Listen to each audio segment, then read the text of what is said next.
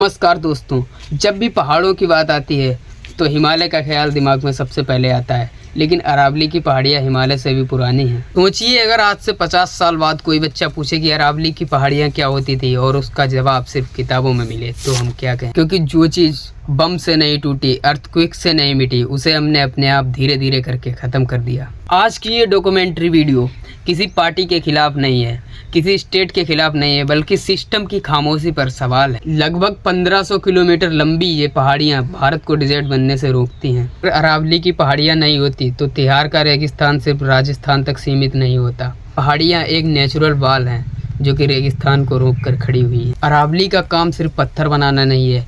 इस पहाड़ी की चट्टानों के बीच पानी जमा होता है और वहीं से ग्राउंड वाटर रिचार्ज होता है।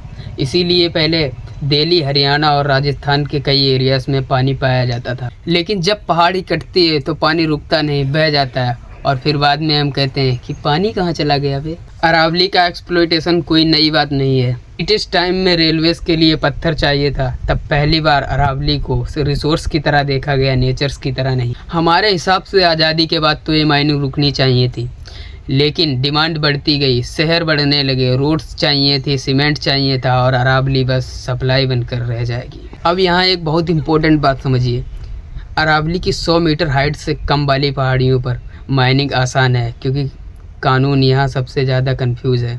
पेपर पर प्रोटेक्शन है लेकिन डेफिनेशन गोलमाल है और इसका रिजल्ट ये होगा कि 100 मीटर से छोटी हाइट वाली पहाड़ियाँ धीरे धीरे करके गायब होती चली जाएंगी। इलीगल माइनिंग अक्सर रात में होती है क्योंकि दिन में पहाड़ी दिखती है और रात में नहीं। सुबह जब सब उठते हैं तो धूल बैठ चुकी होती है और सब नॉर्मल लगता है और असल में ये होता है कि एक और अरावली का टुकड़ा हिस्ट्री बन चुका होता है।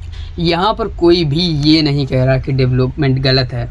सवाल सिर्फ इतना सा है कि डेवलपमेंट किसके लिए और किसके खिलाफ। अगर शहर बड़े होने के लिए गांव को सूखना पड़े और रोड्स के लिए पहाड़ियों को मारना पड़े तो क्या ये सच में डेवलपमेंट है? अरावली किसी एक स्टेट की प्रॉब्लम नहीं है, ये पूरा नॉर्थ इंडिया का फ्यूचर है और अगर अभी हमने नहीं सोचा तो शायद आगे सोचने का मौका भी ना मिले। डॉक्यूमेंट्री के अगले पार्ट में हम देखेंगे इलीगल माइनिंग का पूरा नेटवर्क और वो चीज़ें जिनके थ्रू अरावली काटी जा रही है। तो बने रहिए अमर टॉकिंग यूट्यूब चैनल के साथ क्योंकि कहानी अभी शुरू हुई है।